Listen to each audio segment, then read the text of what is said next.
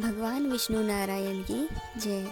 हिंदू धर्म में कार्तिक पूर्णिमा का विशेष महत्व है।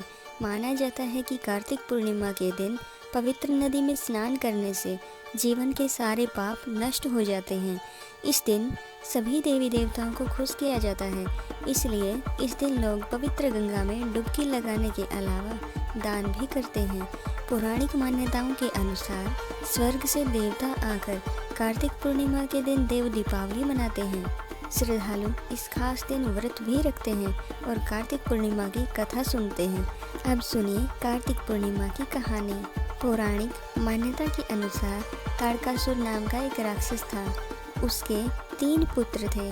भगवान शिव के सबसे बड़े पुत्र कार्तिकेय ने ताड़कासुर का वध किया और अपने पिता की हत्या की बात सुन तीनों पुत्र बहुत दुखी हुए। तीनों ने मिलकर भगवान ब्रह्मा जी से वरदान मांगने के लिए घोर तपस्या की। ब्रह्मा जी तीनों की तपस्या से प्रसन्न हुए और बोले, मांगो, क्या वरदान मांगना चाहते हो। तीनों ने ब्रह्मा जी से अमर होने का वरदान मांगा, लेकिन ब्रह्मा जी ने उन्हें इसके अलावा कोई दूसरा वरदान मांगने को कहा। तीनों ने मिलकर फिर सोचा और ब्रह्मा जी से 3 अलग अलग नगरों का निर्माण करवाने को कहा। सभी में बैठकर सारी पृथ्वी व आकाश में घूमा जा सके। 1000 साल बाद जब हम मिले तो हम तीनों के नगर मिलकर एक नगर बन जाए। जो देवता तीनों को एक बार ही नष्ट करने की क्षमता रखता हो, वही हमारी मृत्यु का कारण हो।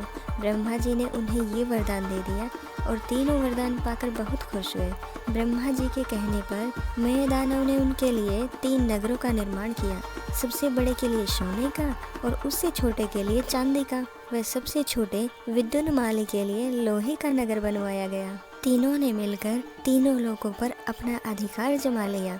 इंद्र देवता इन तीनों राक्षसों से भयभीत हुए और भगवान शिव की शरण में गए। इंद्र की बात सुनकर भगवान शिव ने इन दानवों का नाश करने के लिए एक दिव्य रथ का निर्माण किया। इस दिव्य रथ की हर चीज देवताओं से बनी हुई थी। चंद्रमा व सूर्य से पहिए बने। इंद्र, वरुण, यम व कुबेर रथ के 4 घोड़े बने। हिमालय धनुष बने और शेष नाग प्रत्यंचा बने।